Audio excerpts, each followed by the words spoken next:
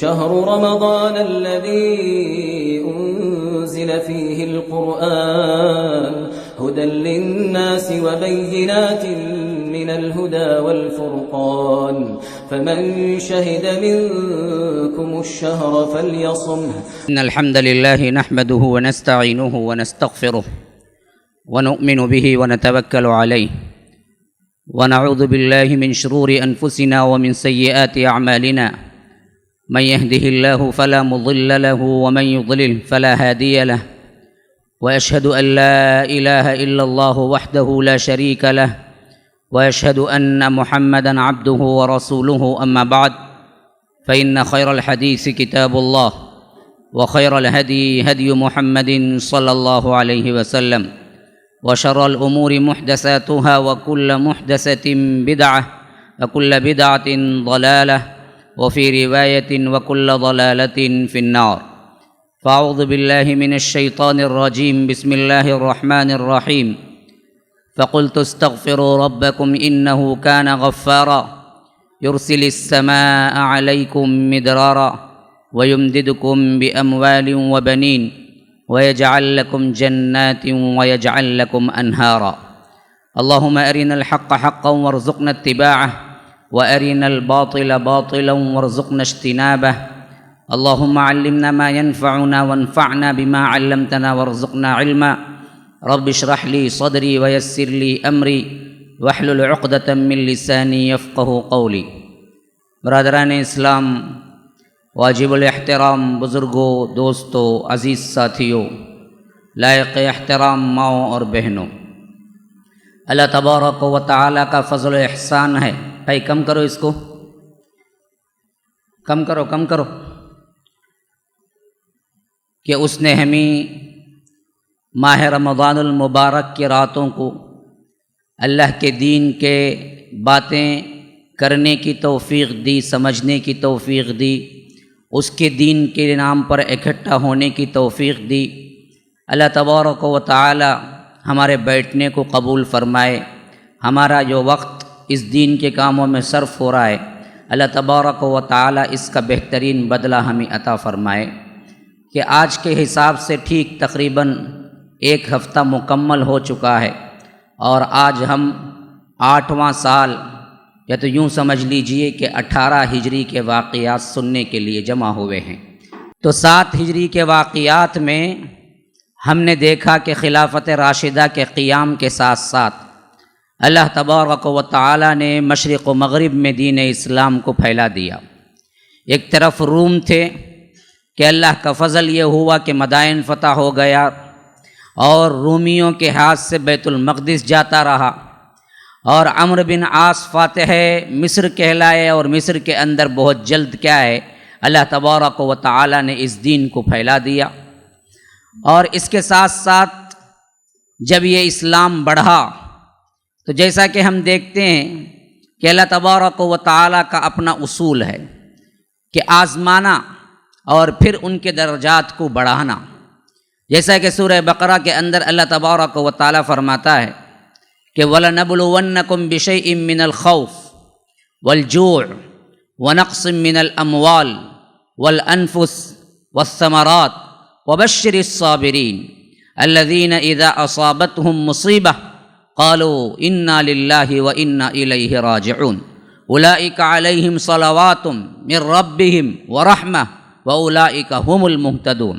یہ گویا کہ جماعت جو بھی دین کے لیے اٹھتی ہے اور اپنے ایمان کو، اپنی جمعیت کو جمع کرتی ہے، پھر اللہ کے راستے میں کام کرتی ہے، تو اللہ تبارک و تعالی کا یہ اصول ہے کہ اس جماعت کے ساتھ اللہ تبارک و تعالی کبھی تنگی کا بھی معاملہ کرتے ہیں تاکہ ان کے ایمان بھی مضبوط ہو جائیں، اور اس کے ساتھ ساتھ اللہ تبارک و تعالی کی آزمائش میں پورے اتر کے ان کے درجات بھی بلند ہو جائیں. تو یہی اصول اللہ تبارک و تعالی ان آیتوں میں کہتا ہے کہ وَلَنَبْلُوَنَّكُمْ بِشَيْءٍ مِّنَ الْخَوْفِ وَالْجُوعِ، ضرور ہم تمہیں آزمائیں گے، ہم تمہیں امتحان لیں گے. قائم امتحان لیں گے. کیسے امتحانات آئیں گے؟ بِشَيْءٍ مِّنَ الْخَوْفِ، ڈر، جوع، بھوک، کبھی کبھی فاقہ کشی اختیار کرنا پڑے گا، کبھی دشمن غالب آ جائے گا، جینے کا ڈر۔ آج ہم یہ سب جھیل رہے ہیں، ہماری نشانی مٹانے کے لیے، ہمارے نام و نشان مٹانے کے لیے بہت سی ایسی کارروائیاں ہو رہی ہیں۔ اگر ہم اپنی حقیقت کی نگاہ سے دیکھیں کہ ہندوستان کے مسلمانوں کو بہت بڑا خطرہ لاحق ہے، تو ایک طرح کا خوف یہ بھی ہم دیتے ہیں تاکہ یہ لوگ اور مضبوط ہو جائیں۔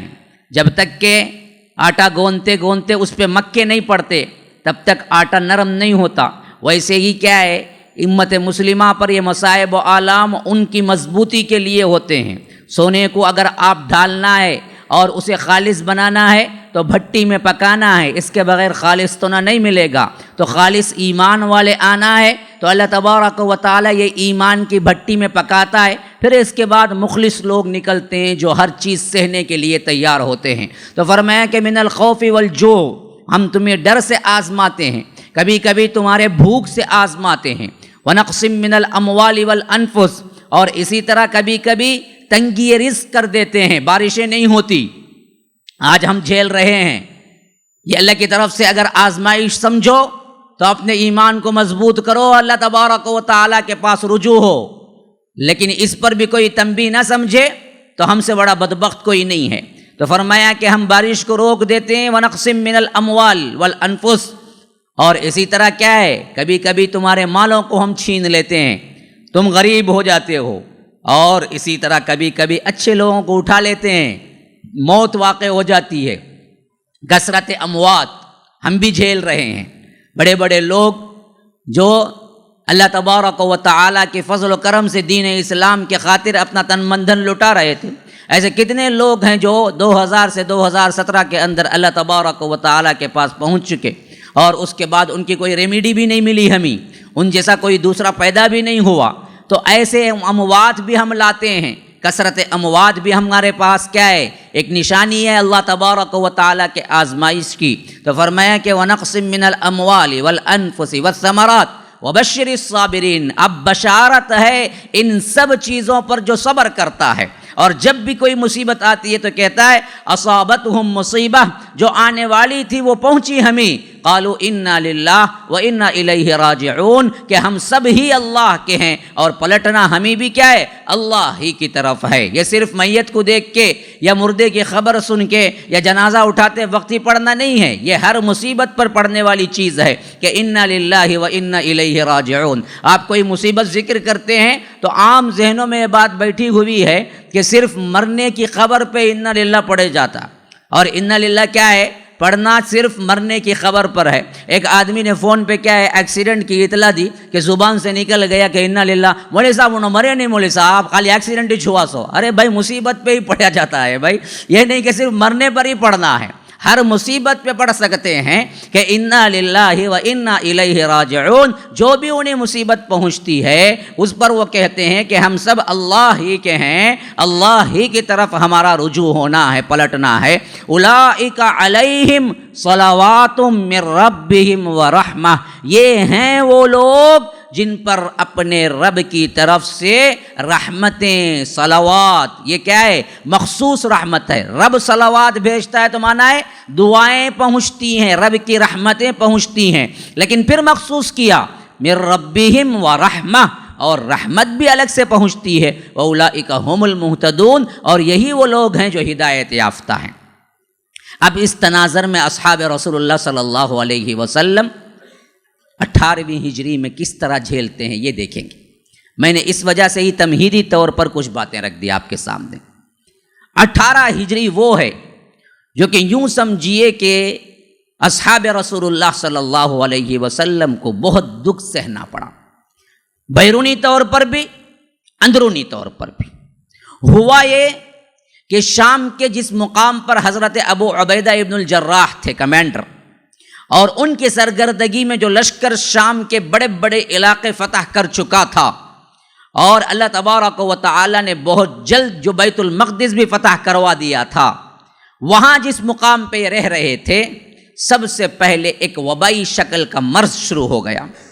اور اس وقت روایتوں میں آتا ہے کہ شام کا نظم و نسق دیکھنے کے لیے اور شام کے ماحول کو دیکھنے کے لیے وہاں کے امراء کو صحیح طور پر تعیین کرنے کے لیے خود حضرت عمر بھی شام کا سفر کر چکے تھے، یعنی شام کے سفر کے لیے نکل چکے تھے، یہاں تک کہ وہ پہلے والا مقام جہاں پر ٹھہرے تھے وہاں آئے اور وہاں ملاقات ہوئی تو معلوم ہوا کہ جس جگہ لشکر چھوڑے ہوئے ہیں حضرت ابو عبیدہ ابن الجراح، وہاں پر ایک وبا آ چکی ہے۔ وبا کیا تھی؟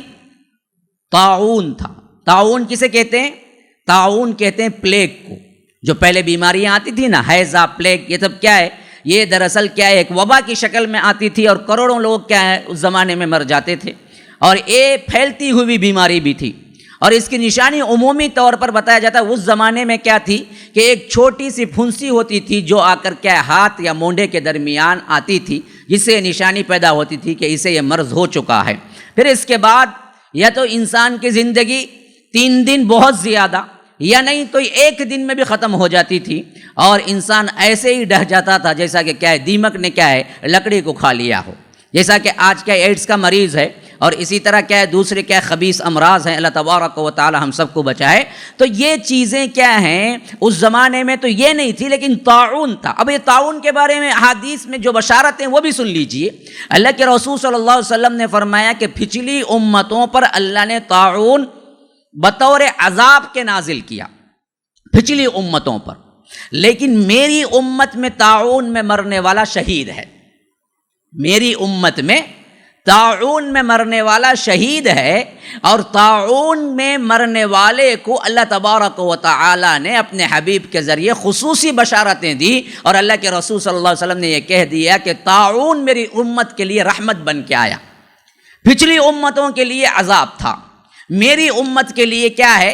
عذاب نہیں، رحمت ہے، اور اس میں جو مرنے والا ہے وہ شہید کے مقام پہ ہے۔ اور یہ حدیث اصحاب رسول اللہ صلی اللہ علیہ وسلم کو معمول تھی، معلوم تھی، سب جانتے تھے۔ تو ایسے ہی وقت میں حضرت ابو عبیدہ ابن الجراح جو کہ کمانڈر تھے اس وقت، اور امین هذه الامہ، اس پورے امت کے امین کے لقب سے مشہور تھے، اور ان کی دیانت، ان کی امانت، ان کی ایمانداری، ان کا زہد، ان کا ورع، ان کا تقوی حضرت عمر جیسی شخصیت سے بھی کیا ہے کبھی کبھی بڑھ جاتا تھا۔ وہ بھی مانتے تھے کہ یہ دراصل کیا ہے اللہ والے بندے ہیں۔ تو وہ دراصل جب دونوں ملنے کے قریب پہنچے تو معلوم ہوا کہ حضرت ابو عبیدہ ابن الجراح کو وہ پھنسی آئی ہوئی ہے، اور معلوم ہوا کہ یہ تھوڑی تھوڑی کر کے لشکر میں پھیل رہی ہے۔ حضرت عمر ابھی اس مقام تک نہیں پہنچے تھے۔ حضرت عمر نے مشورہ کیا کہ طاعون ہمارے ہاں پھیل رہا ہے، کیا کیا جائے؟ تو لوگوں نے کہا کہ ابو عبیدہ تو تیار ہیں طاعون میں اپنے آپ کو دینے میں، وہ کسی بات کو ماننے والے نہیں ہیں، وہ کہتے ہیں کہ یہ اللہ کی رحمت ہے، اور اس رحمت میں جب مجھے حصہ چاہیے میں یہیں رہوں گا، کہیں نہیں جاؤں گا، اور نہ لشکر کو ہی تبدیل کرنے دیتے ہیں۔ حضرت عمر نے کہا کہ اس بارے میں کیا کیا احادیث آئی ہیں، تو بتایا گیا کہ اللہ کے رسول نے یہ بھی بشارتیں دی، لیکن اس کے ساتھ ساتھ ایک دوسرے طور پر ہمیں تنبیہ بھی کی۔ ایک حدیث میں یہ روایت آئی ہے کہ فرمایا کہ جہاں طاعون کی خبر سنو، اللہ کے رسول صلی اللہ علیہ وسلم نے فرمایا کہ جہاں طاعون کی خبر سنو تو وہاں نہ جاؤ، جو باہر ہے اس کو بتایا کہ وہ وہاں نہ جائے، اور جو وہاں ہے تو اس کو کہا کہ وہاں سے نہ نکلو۔ یہ اللہ کے رسول صلی اللہ علیہ وسلم کی نبوی لحاظ سے بھی پیشن گوئی ہے، طبی لحاظ سے بھی پیشن گوئی ہے۔ آج اس کو سائنس بالکل پرفیکٹ کہتی ہے۔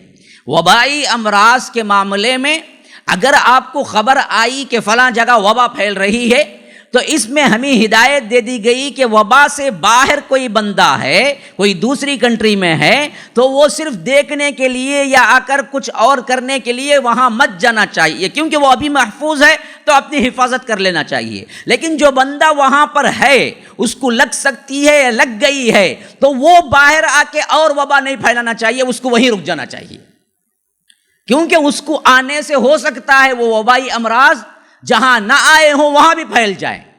تو اسی لیے اللہ کے رسول صلی اللہ علیہ وسلم نے فرمایا کہ اگر تم خبر سن لو تو جو نہیں پہنچا ہے وہ وہاں سے رک جائے، جو وہاں ہے وہ وہاں سے نہ بھاگے۔ یہ حدیث بھی ہے۔ پھر اس کے بعد اب تقوی کا معاملہ ہو گیا۔ دوسرا معاملہ جو ہوگا وہ تقوی اور افضلیت کا معاملہ ہوگا۔ وہ کیا؟ اگر اللہ کی رحمت سمجھ کے تم اللہ کی رحمت اور شہادت کے مرتبے پانے کے لیے تم وہیں رک جاؤ تو یہ تقوی سے قریب تر چیز ہے۔ اگر کوئی وہاں سے نکل کے آ جائے لگنے سے پہلے تو اس معاملے میں کوئی کیا نہیں ہے، اس پر جبر بھی نہیں ہے۔ یہ سب حدیثیں اکٹھا ہو گئی تو بات پوری طرح واضح ہو گئی۔ تو حضرت عمر رضی اللہ عنہ نے وہیں سے پلٹ جانے کا ارادہ کیا۔ حضرت عمر نے کہا کہ ابھی میں اس جگہ نہیں پہنچا ہوں جہاں پر طاعون پھیل رہا ہے، طاعون امواس۔ یہ امواس ایک جگہ کا نام ہے جو مشہور طور پر 18 ہجری میں یہ واقعہ پیش آیا تھا، تو یہ طاعون امواس کے نام سے، امواس میں لشکر ٹھہرا ہوا تھا۔ تو حضرت عمر نے کہا کہ میں تو ابھی وہاں نہیں آیا، تو میں واپس پلٹ رہا ہوں، اور ابو عبیدہ سے بھی التجا کی کہ آپ معمولی انسان نہیں ہیں، آپ کو پوری امت کی ضرورت ہے، آپ پورے امت کے امین ہیں، آپ یا تو کسی اونچی جگہ میں جا کے جگہ چھوڑ دیجئے جہاں وبا ہے، یا نہیں تو میرے ساتھ چلیے، ہم خود چلے جائیں گے، کسی اور کمانڈر کو ہم بھیجیں گے۔ تو اس معاملے میں ان کا ایمان اور ان کا ایمان عجیب معاملہ، وہ پورے اللہ والے ہیں، تو ہر چیز ہمارے لیے نصیحت ہے، اور حیران کر دینے والی باتیں ہیں کہ ایسے بھی اللہ کے بندے ہوتے ہیں، ہاں ہوتے ہیں، جب ایمان ان کے دلوں میں راسخ ہو جاتا ہے۔ تو حضرت ابو عبیدہ ابن الجراح نے حضرت عمر پہ نکیر کی، حضرت عمر پہ نکیر کی، کہا کہ کیا تم اللہ کی تقدیر سے فرار اختیار کرتے ہو عمر؟ تم واپس بھاگ کے مدینہ جانا چاہتے ہو طاعون سے بچنے کے لیے؟ تو حضرت عمر نے مسکرا کے جواب دیا کہ ابو عبیدہ کو، ہاں اللہ کی تقدیر سے بھاگ کے اللہ ہی کی تقدیر کی طرف جانے والے ہیں، بھاگ کے بھی اللہ ہی کی تقدیر سے جا رہا ہوں، لیکن جہاں جا کے رکوں گا وہ بھی اللہ ہی کی تقدیر سے ہے، تو وہاں بچانے کے لیے جہاں تک ہماری کوشش ہونی چاہیے ہم کو کرنا چاہیے۔ تو اس بارے میں اللہ کے رسول صلی اللہ علیہ وسلم سے یہ اطلاع ہمیں ملی ہے، جو میں کر رہا ہوں وہ صحیح ہے کہ ہمارے لحاظ سے ہم جا کے خود وہاں پر کیا نہیں مول لینا چاہیے، اس وبا کو نہیں مول لینا چاہیے۔ لیکن ابو عبیدہ کا ایمان کیا تھا؟ انہوں نے کہا کہ نہیں، یہ میں اللہ کی رحمت سمجھتا ہوں، اور آ کے خصوصی طور پر نمازوں کے بعد دعا کرتے تھے، اے اللہ تیرے حبیب نے اس کو رحمت کہا ہے، اس رحمت سے مجھے بھی حصہ عطا کرنا، اس رحمت سے مجھے بھی حصہ عطا کرنا۔ اور وہ وہاں سے ٹلے نہیں، یہاں تک کہ حضرت عمر مدینہ پہنچ گئے۔ جب مدینہ پہنچے تو مرض ان کا شدت اختیار کیا، تو جیسے ہی شدت اختیار کیا تو لوگوں نے کہا کہ عمر آپ کچھ بھی کیجئے، ابو عبیدہ جیسی شخصیت اس وبا میں موت کے منہ میں چلے جانا نہیں ہے، آپ کسی بھی طرح انہیں سمجھائیے، واپس آنے کی کوشش کیجئے۔ تو حضرت عمر نے انہیں لیٹر لکھا۔ لیٹر کیا لکھا؟ لیٹر یوں لکھا کہ ابو عبیدہ، عمر کی طرف سے خلیفۃ المسلمین ابو عبیدہ کے نام، کہ ابو عبیدہ ایک ارجنٹ کام ہے اور اس معاملے میں تم سے مشورہ کرنا ہے۔ جیسے ہی لیٹر پہنچے اسی وقت لیٹر کو نیچے رکھو، گھوڑے پہ سوار ہو جاؤ، مدینہ پہنچو۔ اب یہ لیٹر جیسے ہی وہاں پہنچا، بات پہنچ چکی تھی کہ حضرت عمر ابو عبیدہ کو بچانا چاہتے ہیں، تو انہوں نے کہا عمر مجھے معلوم ہے کون سا ارجنٹ کام ہے جس کو تم بلاتے ہو، میں آنے والا نہیں ہوں۔ انہوں نے کہا کہ عمر مجھے معلوم ہے کون سے ارجنٹ کام کو تم بلا رہے ہو، تو مجھے آنا نہیں ہے، مجھے اس رحمت میں سے حصہ چاہیے، میں آنے والا نہیں ہوں۔ تھک ہار کے حضرت عمر بیٹھ گئے کہ ابو عبیدہ ماننے والے نہیں ہیں، یعنی ابھی کوئی عمر بھی نہیں ہوئی تھی، اور یہ کیا ہے، دیکھتے دیکھتے موت کے منہ میں جانا تھا۔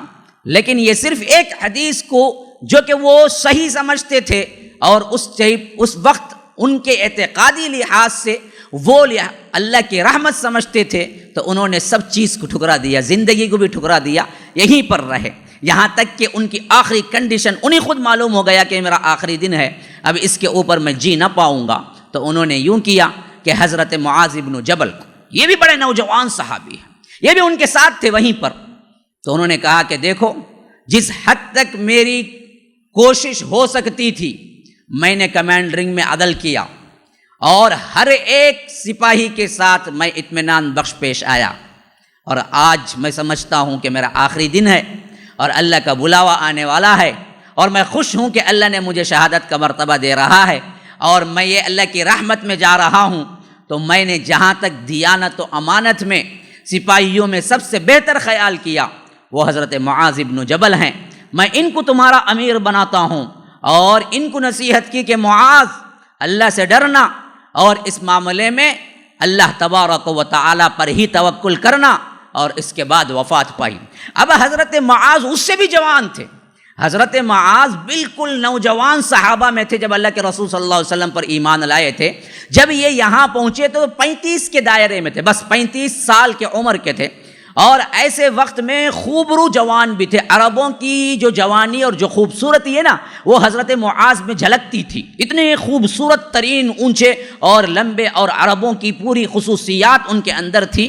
تو انہوں نے اس کو جیسے ہی سنبھالا، اپنے کمانڈر کی اس نصیحت کو نہیں بھولے کہ اللہ پر ہی توکل کرنا، تو وہ بھی دراصل اسی بات پہ ڈٹ گئے کہ نہ میں لشکر کو واپس لے جاؤں گا، نہ میں خود ہٹوں گا، اسی وبا کو میں بھی رحمت سمجھوں گا، میں بھی یہی رہوں گا۔ یہاں تک کہ وہ دعائیں کرتے تھے کہ اے اللہ معاذ کے اہل کے اندر اس رحمت کو داخل کر دینا، اپنے لیے ہی نہیں بلکہ اپنے پورے خاندان کے لیے دعائیں کر۔ انسان جب آ کر ایمان کو اپنے اندر راسخ پاتا ہے، دنیا کی بے رغبتی ہو جاتی ہے نا، پھر یوں کرشمے ہوا کرتے ہیں۔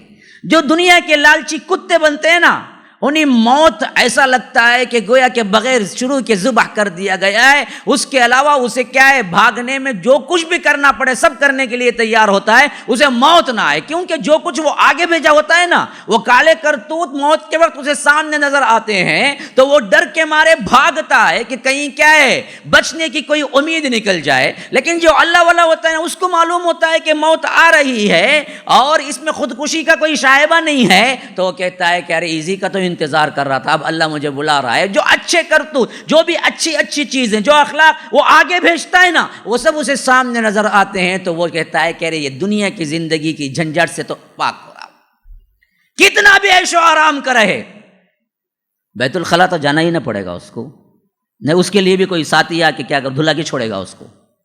یہ تکلیف تو یہی ہے نا، کتنا بھی تقلیم کا بادشاہ کیوں نہ ہو، بھوک لگی تو کھانا ہی نہ پڑے گا نا، یہ تکلیف سے ہے نا، پھر ہضم ہونا ہے نا، کھاتا پسینہ ہو جاتا، پھر بھی ڈلنا ڈالتا چھڑاتا اٹھا کو، اسے کھانے میں کتنی تکلیف ہوتی، کھانے کے بعد ہضم کرنے میں کتنی تکلیف ہوتی، کتنا بھی بڑا ہو کرنا ہی نہ پڑے گا اس کو۔ اسی لیے اللہ تبارک و تعالیٰ نے فرمایا کہ لقد خلقنا الانسان فی کبد، ہم نے انسان کو مشقت ہی میں پیدا کیا ہے، کتنا بھی بڑا ہو۔ آتا تو رو کے چانا انہیں، ہنسلے کو کون آتا، کون تو بھی آتا ہنسلے کو نہیں آنا، کوئی ہنسلے کو آیا تو مر جاتا انہیں بہت جلدی۔ بچہ رویا تو ڈاکٹر کیا بولتے، صحت مند ہے، رویا نہیں، آواز نہیں نکالا تو یاد رکھیے 2-3 مہینے کی زندگی مر جائے گا، رویا تو صحیح بچہ ہے، صحت مند ہے، تو وہ آتا ہی رو کے آتا ہے۔ پھر اس کے بعد سانس لینے کی تکلیف سے، اصل میں روتا کیوں ہے وہ بھی سمجھ لیجئے، روتا کیوں ہے وہ، حدیث میں الفاظ آئے ہیں کہ جو بچہ بھی پیدا ہوتا ہے روتا اس وجہ سے ہے کہ شیطان اسے کچوکا لگاتا ہے، جس کی وجہ سے وہ روتا ہے، حدیث کے الفاظ ہیں، کچوکا لگاتا ہے۔ اور صرف اس سے 2 اشخاص بچے دنیا میں، ایک مریم علیہ السلام اور ایک ان کے بیٹے حضرت مسیح عیسیٰ، کیونکہ ان دونوں کے واسطے ان کی اماں نے دعا کی تھی، نذرت لک ما فی بطنی محررا فتقبل منی انک انت السمیع العلیم، اے اللہ میں شیطان کی پناہ سے ان میری اولاد کو پناہ دینے کے لیے میں دعا کرتی ہوں، اے اللہ ان کو پناہ دے۔ تو اللہ کے رسول نے کہا مریم پیدا ہوئی تو شیطان پاس نہیں گیا، اور اسی طرح عیسیٰ پیدا ہوئے تو کچوکے نہیں لگایا۔ بقیہ ہر فرد کو کچوکے لگاتا ہے جس سے روتا ہے۔ سائنس یوں کہتی ہے کہ سب سے پہلی مرتبہ اس کو زور ڈال کے سانس لینا پڑتا ہے، تو پھیپھڑے کے اندر اسے تکلیف ہوتی ہے، بچے کو روتا ہے، کیونکہ اس سے پہلے تو ماں کی سانس میں اس کی سانس چل رہی تھی۔ جیسے ہی نلی کٹی اور یہ باہر آیا تو پھیپھڑوں پہ زور پڑتا ہے، تو یہاں کا آکسیجن وہ لیتا ہے نا، وہ لینے کی تکلیف سے چیختا ہے، اور یہ جو چیخ شروع ہوتی ہے نا، مرتے دم تک اس سانس کی تکلیف میں رہتا ہی ہے۔ جب تک صحت مند ہوتے ہیں سانس آنی جانی آپ کو محسوس بھی نہیں ہوتی، کیسے؟ لیکن جیسے جیسے مرض آپ کے اوپر حملہ کرتا ہے، نزا کی کیفیت شروع ہوتی ہے، یہی سانس کو اتنی تکلیف سے لینا اور دینا ہوتا ہے کہ گویا کہ تم کیا ہو، باریک سی نلی سے نکلتے ہو اور آتے ہو، اس طرح تکلیف شروع ہو جاتی ہے۔ آخری جو عشقیاں ہوتی ہیں مرنے کی، اس میں بھی یہی سانس کی تکلیف ہوتی ہے، آخرکار رکتے رکتے انسان کیا ہے، موت کے منہ میں جاتا ہے۔ تو کچھ کھائے نہ پیے، یہ سانس لینا بھی ایک بہت بڑی تکلیف ہی تو ہے۔ تو تکلیف سے چھٹکارا کہاں ملا انسان کو، خواہ وہ کتنا ہی اچھا ہو، کتنا ہی برا ہو، کتنا ہی بڑا بادشاہ ہو۔ تو اسی وجہ سے اللہ والوں کو جب معلوم ہوتا ہے اللہ کے قرب کا زمانہ آتا ہے، اگر وہ خودکشی میں شامل نہیں ہے تو وہ پہلے گلے لگاتے ہیں کہ اللہ میں تو یہی تو تھے، یہاں کی زندگی کی ہمیں کیا لینا دینا، کیا رہنا ہے، تکلیف ہی کی تو زندگی ہے، کتنا بھی رکھ لو تکلیف ہی تو ہے۔ اس وجہ سے اللہ کے رسول کو بھی اختیار دیا، رہنا ہے تو رہ لو، قیامت تک آنا ہے تو آ جاؤ۔ تو اللہ کے رسول نے کہا کہ نہیں میں آ جاتا ہوں، دنیا کی زندگی سے کیا لینا دینا مجھے۔ یہی وہ چیز تھی جو اصحاب رسول اللہ کے سامنے، کوئی یہ نہ سوچے کہ یہ تو کیا ہے، خودکشی کے منہ میں جا رہا ہے، نہیں، انہوں نے وبا کو نہیں بلایا تھا، اور وبا کے سلسلے میں بات آ گئی تھی اللہ کے رسول کی کہ یہ رحمت ہے، تو انہوں نے کہا کہ بن بلائے موت آ رہی ہے، رب سے ملاقات کا وقت آ رہا ہے، یہ دنیاوی جھنجھاٹ سے چھوٹنے کا وقت آ رہا ہے، اے اللہ میں تیار ہوں آنے کے لیے، مجھے بلا لے۔ بس یہ دنیا کی زندگی کتنی اچھی کیوں نہ ہو، پھر تو دنیا ہی ہے نا، آخرت تو نہیں بن جائے گی۔ تو ابو عبیدہ اسی لیے جان دیتی۔ حضرت معاذ بن جبل وہ نوجوان صحابی تھے، لیکن تھے اللہ والے اتنے کہ اللہ کے رسول ایک مرتبہ ان کے کھندے پہ ہاتھ رکھ کے مضبوطی کے ساتھ کہا کہ معاذ میں تم سے صرف اللہ کے لیے محبت کر رہا ہوں۔ یہ لفظ کسی صحابی کو نہیں بولا اللہ کے رسول نے، پوری زندگی میں کسی ایک صحابی کو الگ سے بلا کے نہیں بولا کہ میں تم سے محبت کرتا ہوں، حتیٰ کہ صدیق اکبر کے لیے بھی یہ الفاظ نہیں بولے۔ حضرت معاذ ایک واحد شخصیت ہیں جن کو اللہ کے رسول نے بلا کے کہا کہ معاذ میں تم سے محبت کرتا ہوں۔ شاید یہ وجہ ہوگی، جہاں تک سیرتوں کا ناقص مطالعہ میں نے کیا ہے تو یہ طالب علمانہ ایک بات میں کہتا ہوں، یہ وجہ یہ ہوگی کہ صدیق اکبر آئے، عمر آئے، لیکن ان کی عمریں اسی وقت کیا تھی، 40-45 کے دائرے میں تھی، ادھڑ عمر کے ہو چکے تھے۔ لیکن یہ نوجوان جب آیا تھا، بڑا نوجوان 17-18 سال کا تھا، اور اللہ کے رسول کی صحبت کو اسلام قبول کرنے کے بعد کبھی نہیں چھوڑا۔ نوجوانی میں جو للہیت، جو اللہ کے لیے قربان ہونے کا جو جذبہ حضرت معاذ میں دیکھا، تو اس وجہ سے خصوصیت کے ساتھ توجہ فرمائی اللہ کے رسول صلی اللہ علیہ وسلم کہ معاذ میں تم سے محبت کرتا ہوں، کیونکہ 17-18 سال میں بگڑنے کے 1000 امکانات ہیں۔ ایسے سال میں اللہ کی طرف رجوع ہونا اور ہمتن اللہ کے لیے صرف کر دینا یہ معمولی بات نہیں تھی، جس کے لیے حضرت معاذ کو اللہ کے رسول نے کہا کہ اعلمہم بالحلال والحرام معاذ بن جبل، قاضی کے عہدے پہ مقرر کیا، اپنی زندگی میں یمن کا قاضی بنایا، اور لوگوں کو بتایا کہ سب سے زیادہ شریعت میں حلال حرام کا جاننے والا کوئی ہے میری شریعت میں تو معاذ بن جبل ہے، اس سے پوچھو کیا حلال ہے کیا حرام ہے۔ اپنی ہی زندگی میں یمن کا قاضی بنا کے بھیجا۔ ایسی شخصیت تھی، اپنے لحاظ سے اوروں کے نظر میں اتنے بلند تھے، لیکن اللہ والے لوگ اوروں کے نظر میں بلند ہوتے ہیں لیکن اپنی نظر میں اپنے آپ کو اٹھاتے نہیں پھرتے، اپنی نظر میں ہمیشہ معمولی انسان سمجھتے ہیں۔ یہ اللہ والوں کی نشانی ہے، غیروں کی نظر میں بہت بلند ہوتے ہیں۔ جو شیطان والے ہوتے ہیں نا، غیر تھوکتا ہے پھچے، سامنے ذری تھوڑی سی اہمیت دے دیتا ہے تو یہ سمجھ لیتا سب ایسے ہی دل سے اہمیت دے رہے ہیں مجھے، تو اپنی نظر میں بہت بڑا بنتا ہے، دوسروں کی نظر میں گرا ہوا ہوتا ہے۔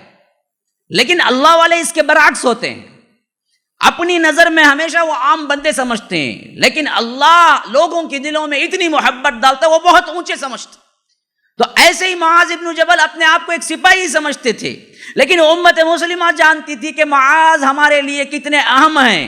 حضرت عمر تڑپتے تھے کہ معاذ آ جائیں محاذ چھوڑ کر، میری بات مان لیں، لیکن ادھر معاذ دعا کر رہے تھے کہ اے اللہ میرے اور میرے اولاد کو اس سے محروم رکھنا، میرے اور میرے اولاد کو اس سے محروم نہ رکھنا، یہ چیز میرے اولاد میں بھی آئے۔ تو دیکھتے کیا ہیں، یہ تھے ہی 35 سال کے اوپر، تو ان کا ایک نوجوان لڑکا تھا 13-16 سال کا نوجوان عبد الرحمن، وہ انہی کے نظروں کے سامنے طاعون کے مرض میں مبتلا ہوا اور انہی کے ہاتھوں میں جان دی۔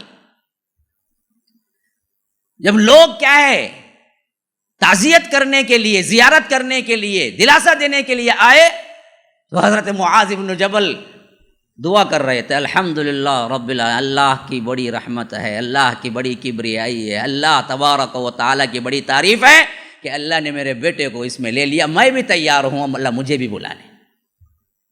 بیٹے کی وفات، جان جوان بیٹے کی وفات، کون باپ برداشت کرتا ہے؟ یہ کرشمے تب ہوتے ہیں جب دل سے بالکل ہی دنیا نکل جائے، دنیا میں رہتے ہوئے انسان دنیا کا بندہ نہ بنے۔ ایسی اخلاص، ایسی تندہی آپ دیکھ سکتے ہیں کبھی کسی میں؟ اگر یہ چیز ہمارے کسی ایک میں بھی آ جائے نا، سمجھیے کہ آدھی دنیا سدھر جائے گی۔ آج ہمارے اندر یہ دنیا بیٹھی ہوئی ہے، دینداری کا نمونہ کیوں نہ ہو سامنے۔ یہاں دیکھو اخلاص الہیت کا یہ عجیب منظر کہ اپنے نوجوان بیٹے کو خود دعائیں کر کر کے بلائے کہ اے اللہ تو مجھے کیا ہے ہمارے خاندان میں یہ رحمت کو لا۔ اور عبد الرحمن بن معاذ جب پڑھے، خوش ہوئے، وفات ہوئی خود جان ہاتھوں میں، تو تعریف کر رہے تھے کہ اے اللہ میری دعا تو قبول کر لی، اب مجھے بھی بلا لے، میرے بیٹے کے بعد میں رہنا ہی کیا ہے۔ یہی حال ہوا عمر بن عبدالعزیز کے زمانے میں بھی، ان کا بھی جان جوان بیٹا کیا ہے انہیں کے ہوتے ہوئے گزرا، اور انہوں نے دفن کیا کہ دعا کی کہ اے اللہ میرے سے زیادہ تقوی والا بندہ تھا۔ کون؟ خلیفہ خامس جن کو کہتے ہیں، وہ ان کا نوجوان بیٹا 39 ایئرس کل زندگی ان کی، تو بچہ کتنا بڑا ہوگا؟ لیکن بچے کی وفات ہوئی تو انہوں نے کہا کہ لوگوں یہ وہ فرزند ہے جو مجھ سے زیادہ تقوی والا تھا، اللہ نے اس کو بلا لیا، اور میں تمنا کرتا ہوں کہ میں بھی پہنچ جاؤں۔ اس دنیا سے کیا لینا دینا مجھے، حالانکہ وقت خلیفہ پوری دنیا کے حکمراں۔ تو حضرت معاذ بن جبل نے دعائیں کی، پھر اس کے بعد ہم دیکھتے ہیں کہ 2-3 روز نہیں گزرے وہ بھی اسی میں آئے، پھر وبا ان کو بھی پکڑی، طاعون کے مرض میں یہ بھی مبتلا ہوئے۔ جب انہوں نے دیکھا کہ اب بچنے کی کوئی خاص صورت نہیں ہے، بس 1-2 دن کا مہمان ہوں، اسی طرح خطبے کے لیے اکٹھا کیا اور سب کو بلایا اور کہا کہ لوگوں جہاں تک ہو سکا میں ایمانداری کے ساتھ تمہارے ساتھ چلتا رہا، آج شاید میرا آخری دن ہو، اب اس کے بعد تم کسی کو امیر بنا لینا، پھر اس کے بعد ہماری ملاقات تمہاری ملاقات جنت میں۔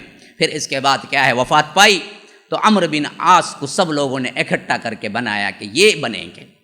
اب حضرت عمرو بن عاص نے دوسرا رویہ اختیار کیا، یہی صحابہ کی شان ہے، اللہ تبارک و تعالی نے دونوں انتہاؤں پر رکھا، صحابہ دونوں انتہاؤں میں نظر آتے ہیں۔ حضرت عمرو بن عاص نے کہا کہ میں پہلے والا طریقہ اختیار نہیں کروں گا اور لوگوں کو زحمت میں نہیں ڈالوں گا۔ پہلا حکم یہ دیا کہ لوگوں پہلے آب و ہوا، اچھی آب و ہوا کو تلاش کرو، وہاں جاؤ تم، پیچھے میں بھی آ رہا ہوں، سب جگہ تبدیل کرو۔ یہ ایک تقوی کی انتہا تھی، یہ ایک حفاظت کی انتہا تھی، دونوں میں حدیث کی گنجائش تھی، دونوں نے اس پہ عمل کیا۔ یہ صحابہ کی شان ہے کہ اپنے حبیب کے، اپنے رسول کے ایک ایک لفظ کو اصحاب رسول اللہ صلی اللہ علیہ وسلم کے اندر ایسے پیدا کیا کہ اس کے پیروی کرنے والے بن گئے۔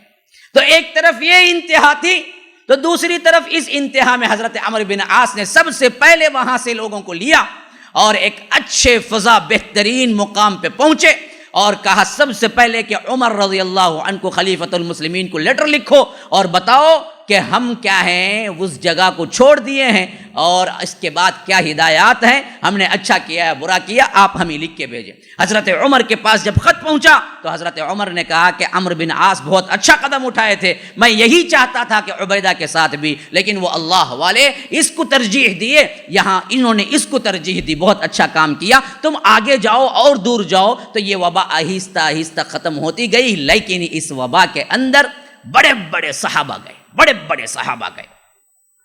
میں نے صرف 2-3 اشخاص کا نام لیا، لیکن بڑے بڑے صحابہ گئے۔ ایک الگ فہرست ہے کہ صرف یہ طاعون امواس میں کتنے بڑے صحابہ کیا ہیں فوت ہوئے ہیں۔ تو اس سے مسلمانوں کی کمر ٹوٹ گئی۔ پھر اس کے بعد دوسرا واقعہ اسی کے تسلسل سے مدینے پہ ہوا یہ کہ جب شام سے پلٹ کے حضرت عمر مدینہ آئے تو بات یہ ہوئی کہ قحط سالی شروع ہو گئی، بارش نہیں۔ آج ہم اسی سے دو چار ہیں، بارشیں نہیں، اور یہ تنگی، یہ قحط دن بدن بڑھتا ہی چلا گیا، اور بڑھتے بڑھتے اس حد تک پہنچ گیا کہ لوگوں کو کھانا پینا بھی مشکل ہو گیا، حتیٰ کہ گوشت کے لیے کوئی بکری کاٹی جاتی تھی تو گوشت کے بجائے صرف ہڈیاں ملتی تھی۔ جانور بھی اتنے سوکھ گئے تھے کہ ان کے پاس بھی گوشت نہیں تھا۔ ایسی حالت میں حضرت عمر کا تو عجیب حال ہو گیا تھا، وہ رات دن روتے تھے، اللہ سے گڑ گڑاتے تھے اور کہتے تھے کہ اے اللہ میرے سے کیا غلطی سرزد ہو گئی کہ جو رعایا کے لیے اس طرح کا ماحول اور ایسی قحط پڑی ہے، اے اللہ ہم کو معاف کر۔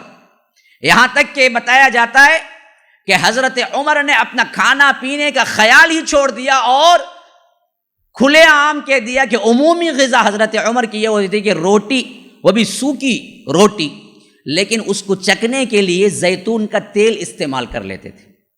آج بتائیے کوئی روٹی، وہ بھی سوکھی روٹی بغیر تیل کے، چپاتی جسے ہم بولتے ہیں، وہ بھی چپاتی بنتی تھی چھنے ہوئے آٹے کی نہیں، بلکہ آٹے کو بغیر چھنے جو کچھ بھی اس میں بھوسا ہوتا وہ سب ملا کے تو موٹی بھدی روٹی، اور اس کے ساتھ ساتھ زیتون کا تیل چکنا، زیتون کا تیل چکنا۔ اب کوئی بتاؤ ہم میں سے اچھا جو فقیر وہ بالکل ادنا ہے وہ بھی کھا نہیں سکے گا، نگل نہیں سکے گا، بغیر کوئی سالن کے صرف زیتون کے تیل میں ڈبا کر روٹی کھا لینا عموم معمول تھا حضرت عمر کا۔ لیکن جب قحط شروع ہوا تو انہوں نے کہا کہ میں تیل استعمال نہیں کروں گا جب تک کہ ہر ایک میرے رعایا کے اندر لوگوں کو یہ تیل بھی پہنچ جائے۔ جب تک تیل نہیں پہنچتا میری رعایا کو سب کے لیے برابر تو میں تیل استعمال نہیں کروں گا۔ اب صرف وہ سوکھی روٹی کھانے لگے، اور وہ بھی کبھی کبھی آدھی کھاتے تھے، کبھی کبھی کیا ہے دن گزر جاتا تھا یہاں سے وہاں غلہ لینے کے لیے، لیکن کیا ہے اپنا کوئی خیال نہیں تھا۔ اصحاب رسول اللہ جو خاص کر کیا ہے مشیر تھے، حضرت علی جیسی شخصیت، حضرت عثمان بن عفان جیسی شخصیت، وہ سب پریشان ہو گئے کہ امیر المومنین ایسے رہیں گے تو بہت جلد موت کو گلے لگا لیں گے۔ اب سب کمیٹی بن گئے، کمیٹی بن کے آ کے التجا کی حضرت عمر سے، اللہ کے لیے آپ پر نہیں تو ہم پر رحم کیجئے، آپ کو اپنی پرواہ نہیں ہے لیکن ہم کو عمر کی بہت ضرورت ہے، ابھی اتنا جلدی اپنا نقصان نہ کیجئے، کم از کم اتنا تو کھائیے جتنا زندہ رہنا ہے۔ اللہ نے اتنا بڑا بوجھ تو نہیں ڈالا کہ تم خود اپنے آپ کو بھی کیا چھوڑ دو۔ انہوں نے کہا کہ میں کیسے کھا سکتا ہوں، وہ خلیفہ ہی کیا خلیفہ ہے جو وہ اچھا کھائے اور رعایا کو وہ نہ ملے۔ کہا کہ آپ اچھا کھاتے ہی کیا ہیں، آپ تو کھاتے ہیں ایک روٹی اور زیتون کا تیل جس میں کچھ طاقت ہے، وہ زیتون کا تیل بھی آپ نے چھوڑ دیا تو پھر آپ کو طاقت کہاں سے ملے گی؟ انہوں نے پوچھا کہ پھر تم گارنٹی دیتے ہو کہ میری رعایا کے ادنا سے ادنا مسلمان جھوپڑی تک بھی یہ زیتون کا تیل پہنچے گا تو میں زیتون کا تیل استعمال کروں گا ورنہ نہیں۔ انہوں نے کہا کہ یہ کیسے ہم کہہ سکتے ہیں، سب جگہ قحط پڑا ہوا ہے۔ کہا تو پھر میں کیسے کھا سکتا ہوں؟ کل کے دن اللہ تبارک و تعالیٰ مجھ سے پوچھے تیری رعایا کو تو زیتون کا تیل نہیں ملتا تھا اور تو کیسے کھا لیا، تو میں کیا جواب دیتا؟ تو انہوں نے منت سماجت کی کہ ڈاکٹر طبیب کہتا ہے، ایک مرض کی حیثیت سے سمجھیے کہ اگر آپ یہ غذا استعمال نہ کریں گے تو پھر تو کیا ہے آپ کے لیے خطرات ہیں۔ تو انہوں نے کہا کہ اچھا ایک وعدہ کرو کہ کہاں تک ہو سکے ان سب تک میری غذا جو میں کھاتا ہوں وہی غذا پہنچانے کی کوشش کرنے کے لیے میرے ساتھ تم بھی مدد کرو گے تو میں بھی حامی برتا ہوں کہ میں دراصل کیا ہے 2 اوقات میں سے ایک وقت کم از کم کیا ہے زیتون کے ساتھ کھا لیا کروں گا، ایک وقت پانی سے چک لیا کروں گا۔ تو تب کہیں جا کے مانے، تب کہیں جا کے اللہ والے لوگ آج آپ سوچ سکتے ہیں کوئی لیڈر ایسا کر سکتا ہے؟ ہاں کوئی ایک عام انسان کر سکتا ہے؟ ذرا تصور کیجئے، یہ وہ باتیں ہیں جو بالکل حقیقت پر مبنی ہیں، اس کو سب مورخین نے لکھا ہے، اپنے بھی لکھے ہیں غیروں بھی لکھے ہیں، یہ اتنی بڑی سچائی ہے کہ دشمن بھی لکھا ہے۔ تو ایسے انہوں نے مانا، ایسے انہوں نے مانا، حتیٰ کہ ایک صحابی نے حضرت عمر کے پاس پہنچے، کہا کہ میں اللہ کے رسول صلی اللہ علیہ وسلم کا ایلچی بن کے آیا ہوں، پیغامبر بن کے آیا ہوں۔ میں نے کہا کہ وہ کیسے، اب تو اللہ کے رسول ہے ہی نہیں، تم کیسے پیغامبر؟ کہا کہ میں نے خواب دیکھا ہے۔ اچھا کیا خواب دیکھا ہے؟ تو اللہ کے رسول صلی اللہ علیہ وسلم نے کہا کہ عمر سے کہو کہ جہاں تک میں نے عمر کو دیکھا وہ بڑے عقل مند اور ذہین تھے، لیکن آج اس قحط کے معاملے میں کیسے حال میں پڑے ہیں، کیوں عقل استعمال نہیں کرتے؟ انہوں نے کہا کہ یہ پیغام ایسے ہی دیا اللہ کے رسول نے؟ کہا کہ ہاں ایسے ہی دیا۔ خواب میں تم نے دیکھا؟ کہا کہ ہاں خواب میں ایسے ہی دیکھا۔ کب دیکھا؟ انہوں نے کہا کہ کل کی رات میں۔ اچھا، تو اس کا کیا مطلب ہو سکتا ہے، کیا تعبیر ہو سکتی ہے خواب کی؟ کہا کہ یہی تعبیر ہے کہ آپ بہت زیادہ ذہین ہیں، فطین ہیں، اللہ کے رسول یہ پیغام دے رہے ہیں، اور اس معاملے میں آپ نے ذہن سے کام نہیں لیا ہے، یہ معاملہ معلوم ہو رہا ہے۔ تو انہوں نے فوری طور پر تعبیر نکالی، ہاں صحیح ہے، میں جیسے ہی یہ قحط سالی شروع ہوئی اپنے آپ کے گناہ میں ہونے کے احساس نے اتنا دبا لیا تھا کہ اس قحط کو دور کرنے کے لیے جو کچھ پلاننگ کرنی تھی وہ پلاننگ چھوڑ دیا تھا۔ تو اللہ کے رسول نے توجہ دلائی کہ تم تو اچھے پلانر ہو، پلاننگ کرنے والے ہو، تم نے دانش مندی کیوں چھوڑ دی؟ تو جیسے ہی ان کی کلک ہوا کہ اللہ کے رسول صلی اللہ علیہ وسلم اصل میں خواب میں یہ پیغام دینا چاہتے ہیں، آپ پوچھیں گے خواب میں دیکھ سکتے ہیں کیا فلاں ہے کیا، وہ الگ مسئلے ہیں، لیکن یاد رکھیے کہ ہر وہ شخص جو اللہ کے رسول کو اپنی زندگی میں دیکھا ہو، اس معاملے میں سلف سے لے کر آج تک سب متفق ہیں، جو زندگی میں دیکھا ہو وہ خواب میں ضرور دیکھ سکتا ہے۔ اختلاف اس میں ہے جس نے دیکھا ہی نہیں اور آج اٹھ کے بولتا ہے میں اللہ کے رسول کو دیکھا ہوں، تو اب مسئلہ پیدا ہوتا ہے، تو کیسے سمجھا جس کو دیکھا وہ اللہ کے رسول ہی ہیں؟ وہ مسئلہ پیدا ہوتا ہے۔ جس نے پہلے بھی دیکھا ہو اور اللہ کے رسول کے بعد خواب میں دیکھا ہو تو وہ شیطان کبھی اللہ کے رسول کی شکل میں نہیں آتا ہے، وہ خواب میں اللہ کے رسول ہی کو دیکھا ہے۔ صحابہ کا دیکھنے کا اتفاق ہے، ہاں غیر صحابی کا دیکھنے کا اختلاف ہے، یہ اور بات ہے کہ اس میں بھی صحیح رائے یہ ہے کہ ہر مسلمان نیک صالح اللہ کے رسول کو دیکھ سکتا ہے، خواب میں دیکھ سکتا ہے۔ اس معاملے میں کئی واقعات ہمارے پاس موجود ہیں، خیر اس سلسلے میں اب بحث کا وقت تو نہیں ہے، میں نے صرف یہ بتا دیا کہ کسی کے ذہن میں یہ بات اٹھے کہ بات یہ کہاں کی من گھڑت کے دے، نہیں، یہ ابن کثیر باقاعدہ لکھے ہیں البدایہ والنہایہ کے اندر، اور یہ بات کیا ہے قرآن و حدیث سے کوئی ٹکرانے والی بات نہیں۔ تو حضرت عمر نے پھر اس کے بعد یہ کیا کہ اپنے غم کو چھپایا، تدبیر میں لگ گئے۔ تدبیر انہوں نے سب سے پہلے یہ کی کہ اس طرف مصر میں عمرو بن عاص تھے، اور اس طرف وہاں پر ایران اور اس میں خالد ابن الولید جہاں چھوڑے تھے وہاں سعد ابن ابی وقاص تھے، اور ادھر طرف کیا تھے، یہ نئے امیر تھے عمرو بن عاص ادھر کا سنبھال رہے تھے، اور مصر کا بھی کیا ہے بہت ہی بہترین باغوں والا ایریا تھا۔ تو ان کو لیٹر لکھا کہ تمہارے ہاتھ سے جو ممکن ہو سکتا ہے امت مسلمہ کی مدد کرو، یہاں پر سخت قحط پڑا ہوا ہے۔ ابھی اس سے فائدہ یہ ہوا کہ انہوں نے غلے کے اونٹ جمع کیے، کہیں کہیں ایک ایک قافلے میں 18 اونٹ، کسی میں 19-20 اونٹ، کسی میں 30 اونٹ، صرف غلہ اناج، پھر اس کو باندھا اور یہ قافلے روانہ ہوئے مدینہ آنے کے لیے۔ جب یہ مدینے کے اندر آتے تو حضرت عمر اس طرح کہ اپنا ہوش ہی نہیں رہتا، ایسے قافلے کو ریسیو کرتے اور ایک ایک قافلے میں سے جو اناج نکلتا ان کو ڈھیر کر کے بیٹھ کے ایک ایک فقیر کے گھر، ایک ایک نادار کے گھر، ایک ایک مجبور کے گھر یوں بھاگتے کہ دیکھنے والا سمجھتا کہ یہ کوئی غلام ہے جو دوسروں کی کچھ کر کے پیسہ لے رہا ہے، حالانکہ خلیفۃ المسلمین یہ احساس کے تحت کہ میری رعایا ہیں، میں نہیں جاؤں گا تو کون جائے گا، میں نہیں جاؤں گا تو کون جائے گا۔ ایسے ہی زمانے کا واقعہ ہمیں معلوم ہوتا ہے کہ ایک عورت تھی، جب حضرت عمر رات کو گشت کو نکلے تو دیکھا کہ وہ کیا ہے، بچے بلک بلک کے رو رہے ہیں، اور یہ بیٹھی آگ ہانڈی چڑھائی ہوئی ہے، آگ میں کچھ ہانڈی رکھ کے آگ میں پکا رہی ہے۔ حضرت عمر قریب آ کے جھانک کے دیکھے تو اس میں پانی ابل رہا تھا۔ انہوں نے پوچھا یہ بچے کیوں رو رہے ہیں اور تو پانی کیوں ابال رہی اتنی رات کو؟ کہا کہ مسئلہ یہ نہیں ہے، مسئلہ یہ ہے کہ بچے بھوک سے رو رہے ہیں اور میرے پاس کھلانے کے لیے کوئی ہے چیز ہی نہیں، تو میں نے دھوکہ دینے کے لیے، بچوں کو دلاسا دینے کے لیے یہ ہانڈی چڑھا رکھی ہے، اور ان سے کہہ رہی ہوں کہ بیٹو ابھی کھانا تیار ہو جائے گا، کھانا تیار ہو جائے گا۔ میں یہ کہتی رہوں گی اور بچے بلک بلک کے روتے روتے سو جائیں گے، پھر اس کے بعد میں بھی سو جاؤں گی، یہ انتظار میں نے ہانڈی چڑھا رکھا ہے۔ حضرت عمر نے اپنے دل میں کہا کہ عمر تیری رعایا اس طرح ہے تو تو برباد ہی سمجھ۔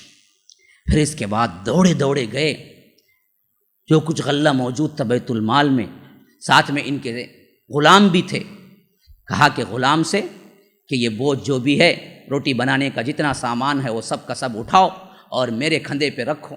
تو غلام نے کہا کہ میں کس وجہ سے ہوں، میرا کام کیا ہے، آپ کیوں رکھ کے چلیں گے، میں غلام ہوں آپ کا، میں رکھ کے چلوں گا۔ تو انہوں نے کہا کہ میں جو کہہ رہا ہوں وہ کر۔ غلام نے کہا کہ خلیفۃ المسلمین خواہ مخواہ اپنے آپ کو کیوں جال لیتے ہیں آپ، میں تو غلام ہوں، میں اٹھا کے لاتا ہوں وہاں تک۔ کہا کہ کیا حشر کے میدان میں بھی تو میرا بوجھ اٹھائے گا؟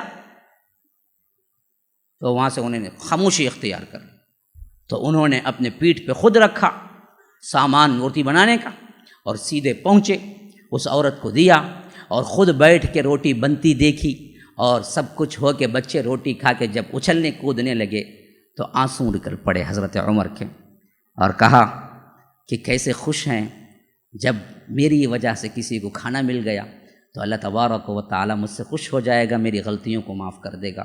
یہ کہہ کے انہوں نے عورت سے کہا کہ صبح سویرے پھر میرے پاس بھی آنا، میں بتاتا ہوں گھر کا ایڈریس۔ یہ نہیں کہا کہ میں خلیفۃ المسلمین ہوں، کہا کہ میں گھر کے بارے میں تجھے بتاتا ہوں، وہاں آنا، میں کچھ اور بھی کچھ دوں گا۔ اس نے کہا کہ میں کیا بولوں عمر کو، اصل میں خلیفۃ المسلمین کو تو آپ کو ہونا چاہیے۔ وہ نہیں جانتی تھی کہ عمر ہی ہیں، وہ جانتی ہی نہیں تھی کہ عمر کام کر رہے ہیں۔ اس نے کہا کہ عمر کو تو نہیں ہونا چاہیے خلیفۃ المسلمین، اگر کسی کو ہونا چاہیے تو آپ کو ہونا چاہیے۔ تب غلام نے آگے بڑھ کے کہا کہ یہی ہیں خلیفۃ المسلمین۔ تو حضرت عمر نے ڈانٹا، کہا کہ تجھے کون کہا تھا کہ تو کہے، میری نیکی کو میں چھپانا چاہتا تھا، ہم ہوتے تو پہلے پوسٹر میں لگتا ہے فوٹو پکڑ کے، ہاں اس کے لیے بھی سیاست استعمال کرتے۔ عجیب بندے ہم بن گئے ہیں، وہ اللہ کے بندے تھے۔ تو غرض کے میں بتا رہا تھا کہ حضرت عمر کو پھر اس کے بعد جب سوچ آئی کہ یہ اشارہ کہاں تھا اللہ کے رسول صلی اللہ علیہ وسلم کے خواب کا، تو اللہ کے رسول صلی اللہ علیہ وسلم کے اس خواب کی وجہ سے فوری طور پر انہوں نے ہر جگہ اپنے کارندے بھیجے جو باہر تھے، اور غلہ جب آنے لگا مدینے میں تو ایک حد تک سکون ملا، لیکن ابھی بھی بارش نہیں ہوئی۔ پھر اس کے بعد اسی صحابی کو پھر بلایا، کہا کہ اپنا خواب دہراؤ۔ تو خواب دہرائے تو بولے کہ دانش مندی کی طرف اشارہ کیا ہے، تو ایک تو میں نے ایک کام کر دیا ہے، دوسرا کیا کام ہو سکتا ہے جو دانش مندی کا ہے؟ تو انہوں نے کہا کہ امیر المومنین کہیں یہ خطا تو نہیں ہو گئی کہ اب تک آپ نے نماز استسقاء نہیں پڑھی؟ انہوں نے کہا کہ ہاں یہ بالکل صحیح بات ہے، میں نے اس طرف بھی توجہ نہیں دی تھی کہ یہ بارش مانگنے کی ایک نماز ہے، ہم کو معلوم بھی نہیں ہے نماز۔ اصل میں سقا اسقی کا مطلب ہے پانی پلانا، استسقاء پانی مانگنا، یہ خاص ایک نماز ہے، نماز استسقاء۔ جب بارشیں نہیں ہوتی ہیں تو اللہ کے رسول صلی اللہ علیہ وسلم نے بھی نماز استسقاء پڑھائی ہے، اور ہمیں بھی حکم یہی دیا ہے کہ ہم دراصل کیا ہے، نماز استسقاء سے واقف ہی نہیں، مانگتے بھی نہیں ہیں، اور کبھی کبھار ایک دو مرتبہ ہو گئی کہیں تو پھر کوئی نہیں مانگتا ہو، پڑھتا ہی نہیں ہے۔ جتنا ہو سکتا سب کو جمع کرنا ہے، بہت بڑی جمعیت جمنا ہے، پھر اپنے اللہ کے حضور معافیاں تلافیاں مانگنے کے بعد یہ 2 رکعت نفل نماز پڑھ کے دعا کرنا ہے، تو بارشیں ہوتی ہیں۔ اور اس سے پہلے کے زمانے میں بہت ہوتی تھی ایسا، ہندوستان میں جب بھی قحط پڑتا، اللہ کے فضل و کرم سے ہمارے جو دیندار لوگ تھے، بزرگان دین تھے، وہ نماز استسقاء پہ زیادہ توجہ دیتے تھے، اور جیسے جیسے نماز، بعض اللہ والے تو ایسے بھی تھے کہ ایک نماز پڑھی گئی بارش شروع ہو گئی، یہ ان کی کوئی کرامت نہیں تھی۔ اس وقت اتنے کم گنہگار تھے کہ اللہ تبارک و تعالیٰ ایک نماز سے ہمیں قبول کر لیتا تھا کہ چلو جی یہ آ گئے۔ آج تو ہم بہت بڑے کیا ہیں، باغی غدار ہو گئے، ہمارے گناہ بہت بڑھ گئے، ایک نماز استسقاء سے کچھ ملنے والا نہیں ہوتا ہے۔ تو ہمیں کیا کرنا چاہیے؟ بار بار استسقاء پڑھنا چاہیے، بار بار استغفار بھی کرنا چاہیے۔ تو دوسری بات پانی کے واسطے، قحط کے واسطے، جو میں نے خطبے کی شروع میں تلاوت کی تھی وہ آیت ہے فَقُلْتُ اسْتَغْفِرُوا رَبَّكُمْ، سورہ نوح کے اندر، فَقُلْتُ اسْتَغْفِرُوا رَبَّكُمْ إِنَّهُ كَانَ غَفَّارًا يُرْسِلِ السَّمَاءَ عَلَيْكُمْ مِدْرَارًا وَيُمْدِدْكُمْ بِأَمْوَالٍ وَبَنِينَ وَيَجْعَلْ لَكُمْ جَنَّاتٍ وَيَجْعَلْ لَكُمْ أَنْهَارًا مَا لَكُمْ لَا تَرْجُونَ لِلَّهِ وَقَارًا۔ تو اللہ تبارک و تعالیٰ سکھاتا ہے کہ کیسے تمہارے مال میں بڑھوتری ہو، تمہارے رزق میں بڑھوتری ہو، تمہاری اولاد میں بڑھوتری ہو، اس کا ایک ہی نسخہ ہے۔ کیا نسخہ ہے؟ استغفر اللہ۔ اللہ کہتا ہے فَقُلْتُ اسْتَغْفِرُوا رَبَّكُمْ، اگر تم استغفار کرتے اپنے رب کی، إِنَّهُ كَانَ غَفَّارًا، کہ تم پاتے وہ بڑا ہی مغفرت کرنے والا ہے۔ يُرْسِلِ السَّمَاءَ عَلَيْكُمْ مِدْرَارًا، اور موسلا دھار زبردست بارش بھیجتا وہ تمہارے لیے، وَيُمْدِدْكُمْ بِأَمْوَالٍ وَبَنِينَ، اور اس بارش کے ذریعے تمہارے مال کو بھی بڑا کر دیتا اور تمہاری اولاد کو بھی بڑا کر دیتا۔ اسی وجہ سے حسن بصری کے بارے میں آتا ہے کہ ایک شخص آ کے بولا کہ حضرت میرے 15 سال ہو چکے ہیں شادی ہو کے، اولاد نہیں ہوئی، اولاد کے لیے کوئی نسخہ بتائیے۔ تو حضرت حسن بصری نے کہا کہ جا کے استغفر اللہ کثرت سے پڑھ، اولاد ہوگی۔ دوسرے نے آ کے کہا کہ دیوالا ہو چکا ہوں، مال پورا کا پورا لٹ چکا ہوں، مال آنے کی کوئی امید نہیں ہے، بڑی تنگ دستی میں ہوں، کوئی نسخہ بتائیے۔ تو انہوں نے کہا کہ استغفر اللہ پڑھ، تجھے مالداری آئے گی۔ تیسرے نے آ کے قحط کی شکایت کی اور کہا کہ بہت قحط ہے ہمارے علاقے میں اور باغات سوکھ چکے ہیں، کوئی نسخہ بتائیے۔ تو انہوں نے کہا کہ استغفر اللہ پڑھ، موسلا دھار بارش شروع ہوگی۔ اب جو شاگرد بیٹھے ہوئے تھے انہوں نے دیکھا کہ 3 مختلف آدمی آئے، ایک نے اولاد نہ ہونے کی شکایت کی لیکن نسخہ ایک ہی دیا استغفر اللہ، دوسرے نے آ کے یہ شکایت کی کہ تنگ دستی ہے لیکن نسخہ ایک ہی دیا استغفر اللہ، تیسرے نے آ کے ڈیفرنٹ شکایت کی، قحط کی، لیکن نسخہ ایک ہی دیا حکیم نے۔ آخر وجہ کیا ہے؟ انہوں نے پوچھا کہ یا امام آپ نے تینوں کو ایک ہی بات کہا حالانکہ مختلف پیشنٹ تھے، تو کہا کہ کیا تم اللہ کی اس آیت کو نہیں پڑھے؟ فَقُلْتُ اسْتَغْفِرُوا رَبَّكُمْ إِنَّهُ كَانَ غَفَّارًا يُرْسِلِ السَّمَاءَ عَلَيْكُمْ مِدْرَارًا۔ قحط والے کو کہو کہ سب سے زیادہ استغفار کرے، اللہ موسلا دھار بارش برسا دے گا۔ تو اسی وجہ سے میں نے اس کو کہا کہ استغفار پڑھو۔ وَيُمْدِدُكُمْ بِأَمْوَالٍ، تنگ دستی والے سے اللہ کے رسول صلی اللہ تبارک و تعالیٰ نے کہا کہ استغفار پڑھو، تمہاری تنگ دستی دور ہو جائے گی۔ اسی وجہ سے میں نے اس کو کہا کہ وہ استغفار پڑھ، تجھے مال آئے گا۔ پھر فرمایا کہ وہ بنین، بچے دے گا، اولاد بڑھائے گا۔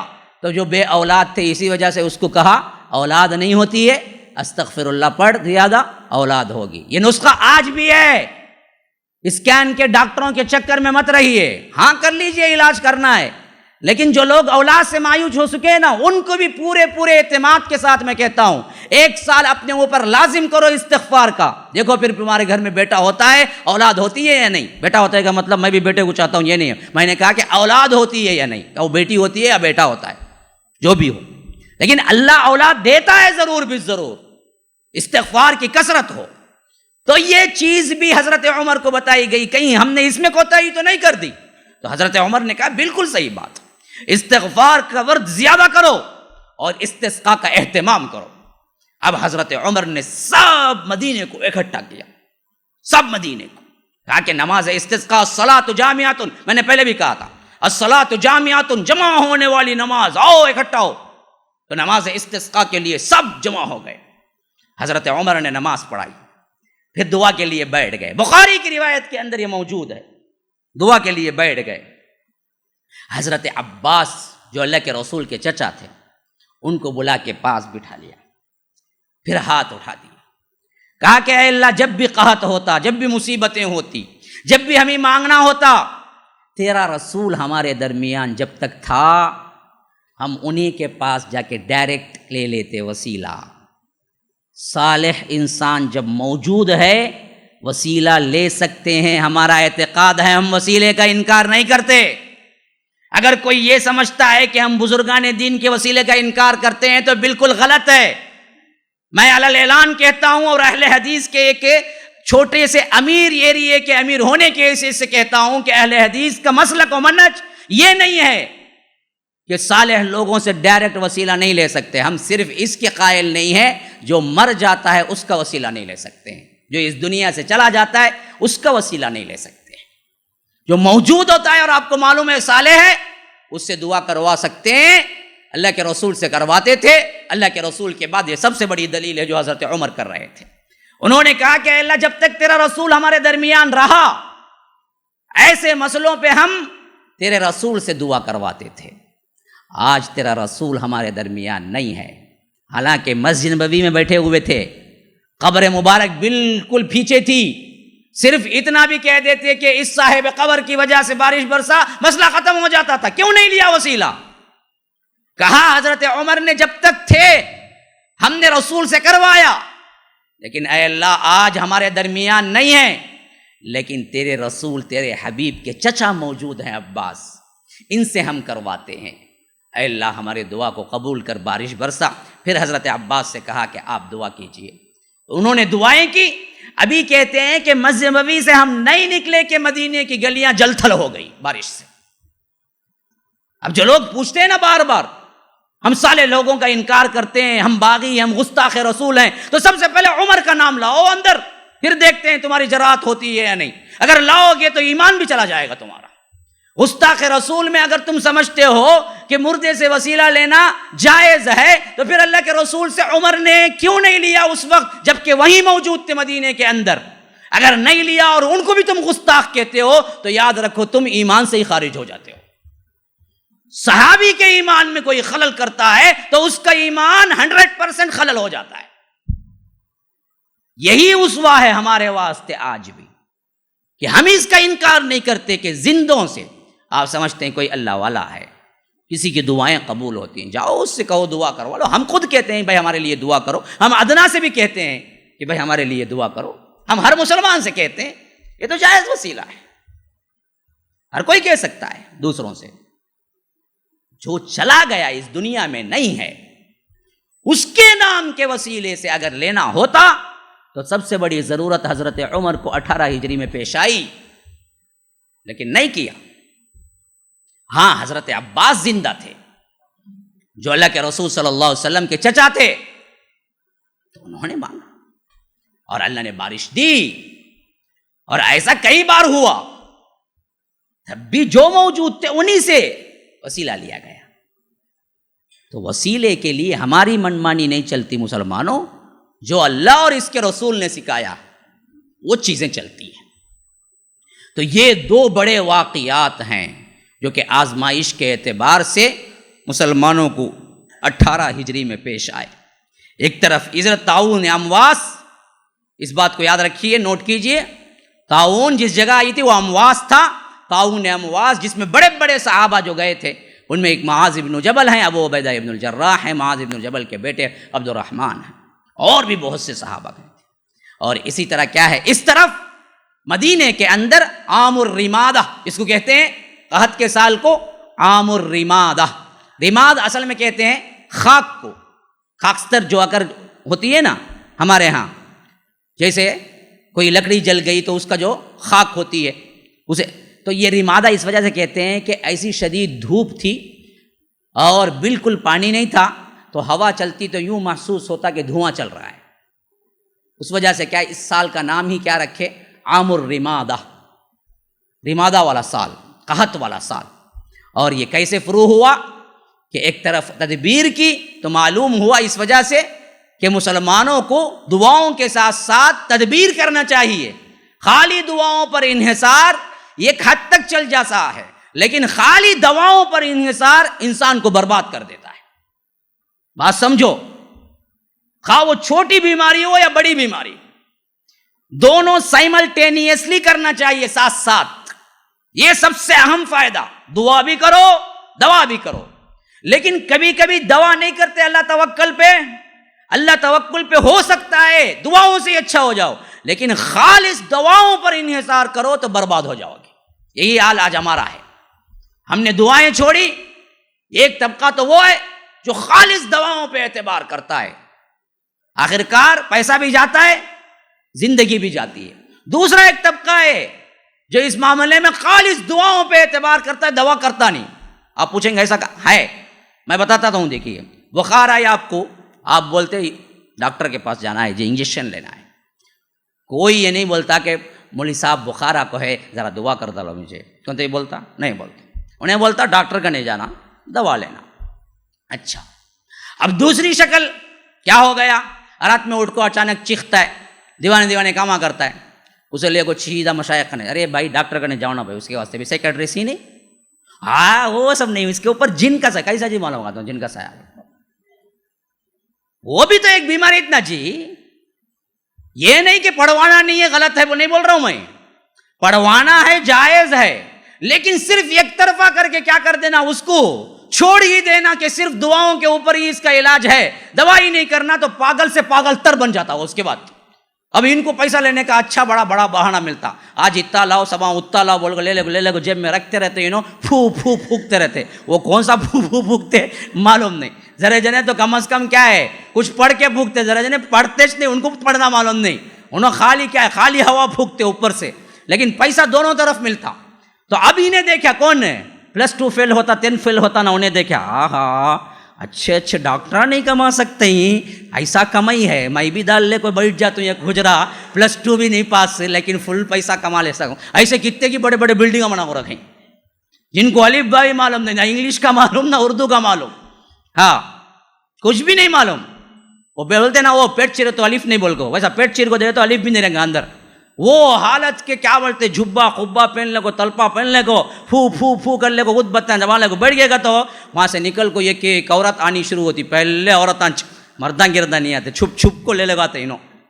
ایک آئی تو دوسری آتی، دوسری آئی تو تیسری آتی، اس کے اوپر جھوٹے میں گئی تھی کیا معلوم کیا، انہوں خالی ہاتھ لگا میرا بچہ اچھا ہوگا. دوسرے دن پھر خیال کرے نا، وہ نہیں بولتی، اس ٹائم وہ اچھا ہوا، وہ کہیں کو شیطان کے ڈر گر سے اچھا ہوگا رنگا، انہیں بھی شیطان انہیں بھی شیطان، ذرا اچھا ہوگا رنگا، لیکن دوسرے دن پھر برباد ہوا نا، وہ معلوم نہیں.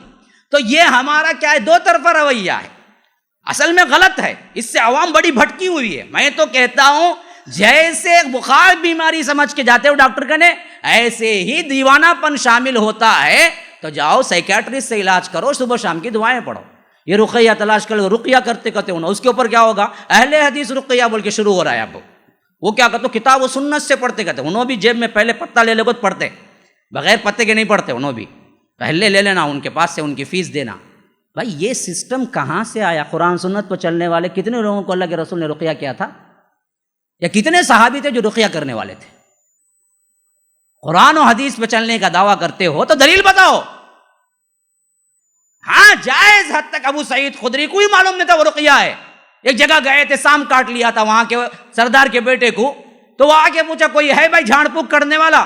تو انہوں نے کہا کہ چلو جی میں ہوں، آؤ. پہلے ہی کھانا نہیں دیے تھے، مہمان نوازی نہیں کیے تھے، اس وجہ سے کہا کہ ابو سعید خود بخاری کی روایت ہے. انہوں نے کہا کہ چلو جی میں آتا ہوں.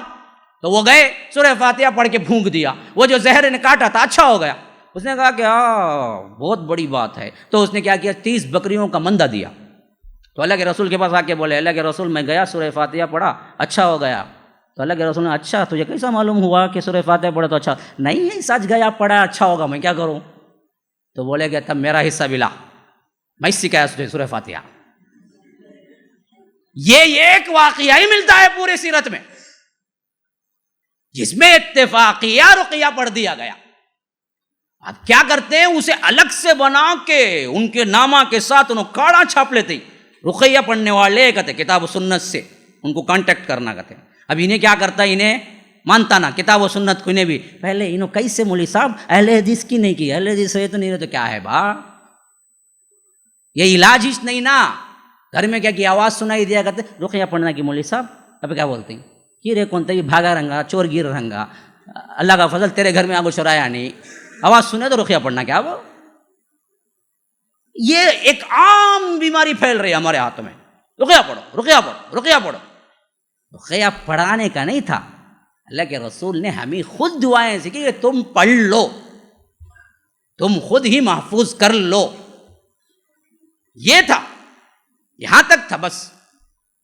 تو جو بیماریوں کو دوا اور دعا کی ضرورت ہے، اس کو بعض بیماریوں میں صرف دعا کو مخصوص کر دینا اور بعض کو کیا ہے دوا سے مخصوص کر دینا، اسی سے ہمارا یہ پاگل پن بڑھتا جا رہا ہے.